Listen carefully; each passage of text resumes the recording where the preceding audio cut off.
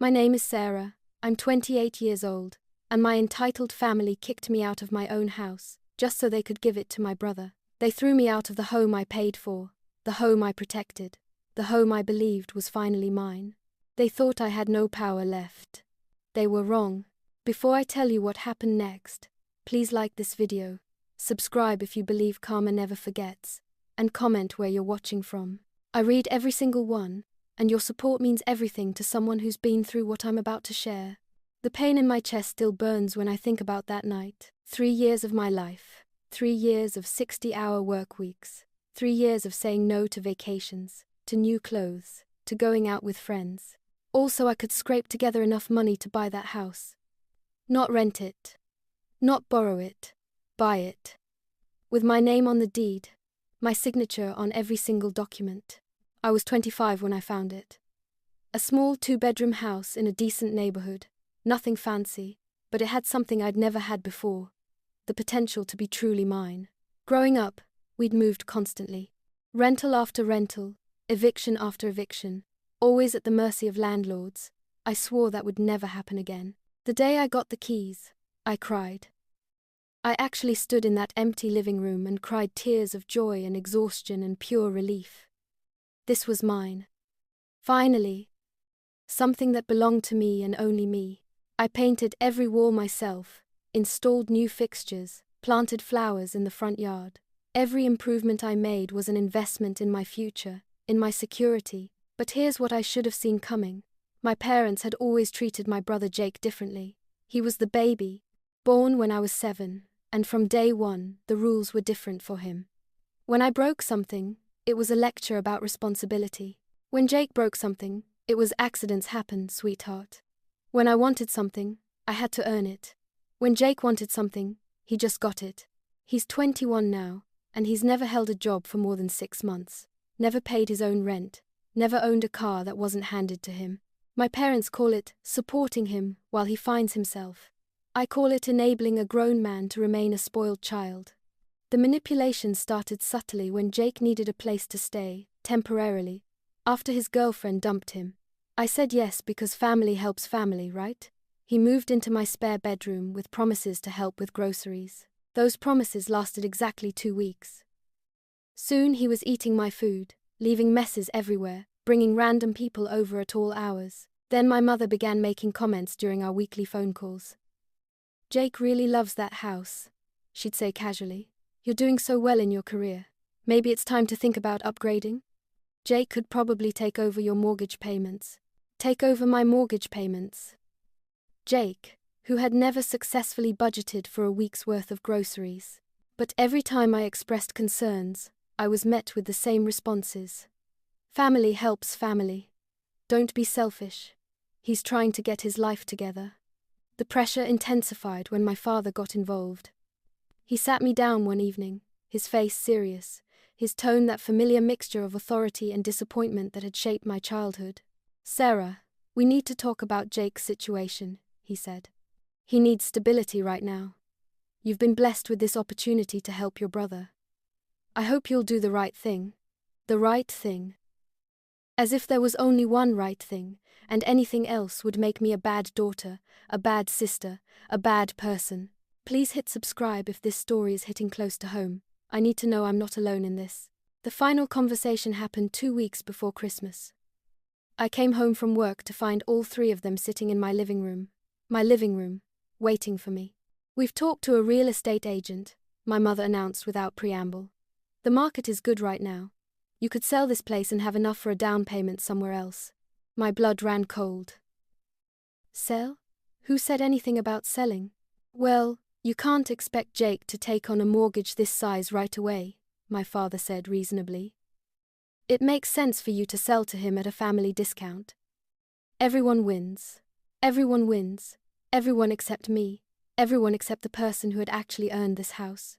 "I won't do it," I said quietly. "This is my house. I'm not selling it. I'm not giving it away, and I'm not leaving." The room went silent. Then my mother sighed that long-suffering sigh that said I was being unreasonable. "Sarah, you're not thinking clearly," she said in that patronizing tone I knew so well.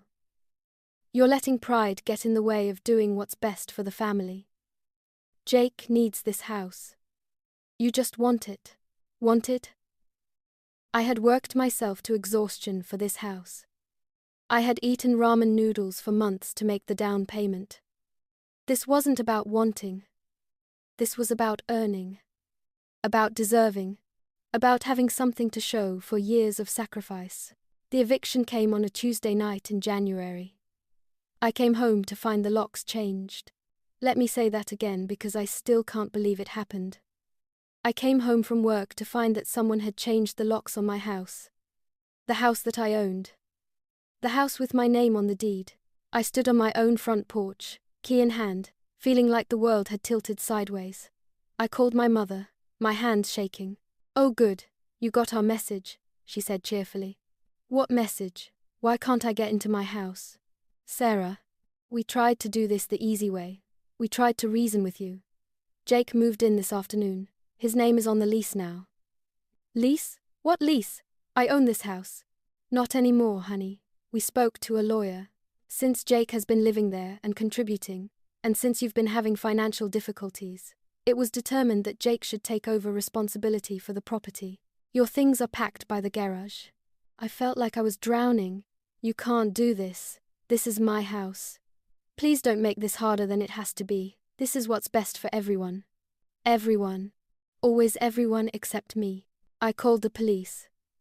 The officer was kind but firm. Without being able to prove immediate ownership, and Jake had shown them some kind of documentation, there was nothing they could do that night. I would have to go through legal channels. I slept in my car that night. In my car, in the driveway of my own house, while my brother slept in my bed. The next morning, I went to a lawyer, Sarah Martinez, estate and property law. Her consultation fee was $300 I couldn't afford, but I was desperate. "Miss Johnson," she said after reviewing my documents, "do you want this house back?" "Yes, of course I do." "Are you prepared for the possibility that getting it back might mean estrangement from your family?" I thought about sleeping in my car. I thought about 3 years of sacrifice being dismissed as selfishness. I thought about everyone assuming I would just accept whatever they decided was best for me. "Yes," I said, "I'm prepared." What Sarah explained changed everything. What my family had done wasn't just morally wrong, it was legally actionable. Changing locks on property you don't own constitutes illegal eviction. Claiming someone else has rights to property they don't have constitutes fraud. But here's what really changed the game. I had purchased my house through a family trust my grandmother had established. It was a complicated legal arrangement with specific protections in case anyone tried to challenge my rights to the property. My grandmother had been through her own family disputes over property. What this meant was that anyone who interfered with my legal ownership wasn't just committing civil infractions. They were potentially violating federal trust law. "Your family thought they were bullying you out of a house," Sarah said.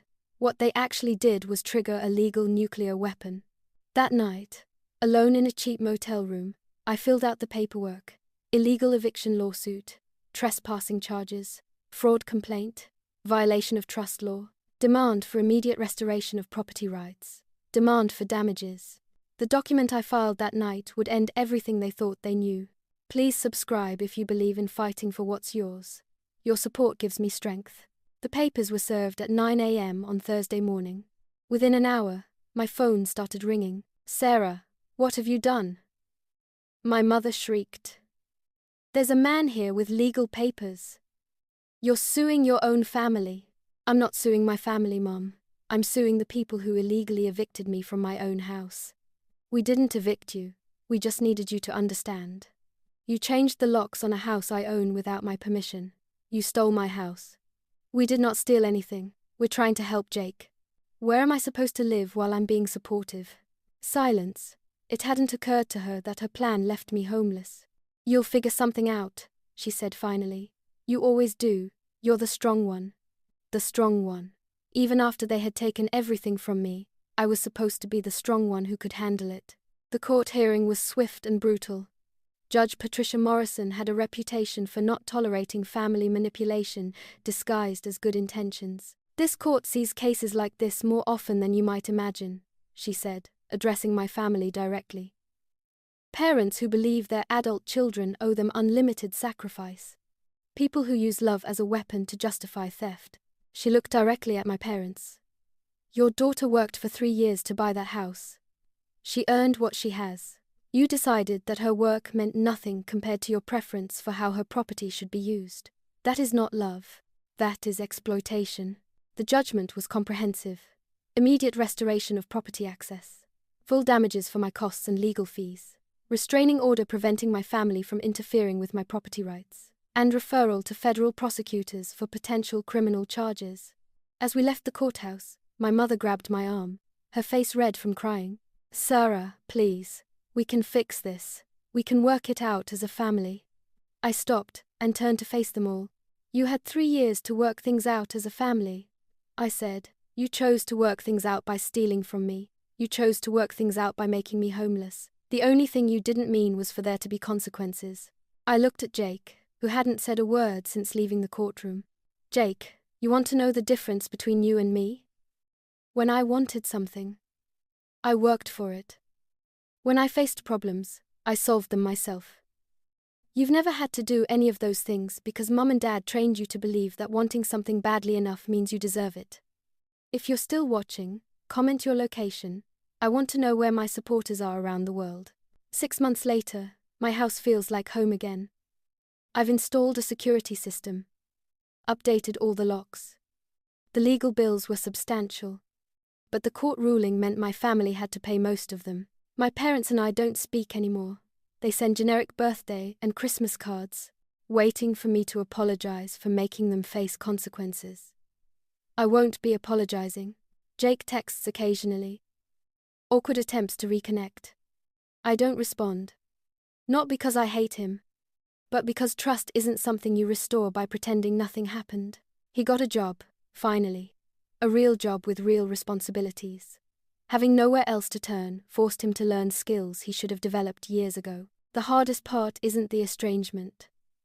The hardest part is realizing how long I accepted being treated as if my needs didn't matter. How many times I believed that being the strong one meant accepting whatever burden others decided I could handle. Real strength isn't accepting mistreatment to avoid conflict. Real love doesn't ask you to set yourself on fire, to keep others warm. They thought my silence meant acceptance. They thought my love meant submission. They forgot whose name was on the deed. They forgot whose 3 years of sacrifice had earned every square foot of that property. Most importantly, they forgot that documents don't lie, and entitlement doesn't protect anyone from the consequences of their choices. If your family ever makes you feel powerless, remember this: they're counting on your love to protect them from your strength. They're betting that your desire to keep peace will make you accept war waged against your well-being. My name is Sarah. I'm 28 years old. I own my house. I control my life. And I learned that love without boundaries isn't love at all. It's just another word for surrender. Thank you for listening. Please subscribe if this story meant something to you. And remember, documents don't lie, and entitlement doesn't protect anyone from the truth.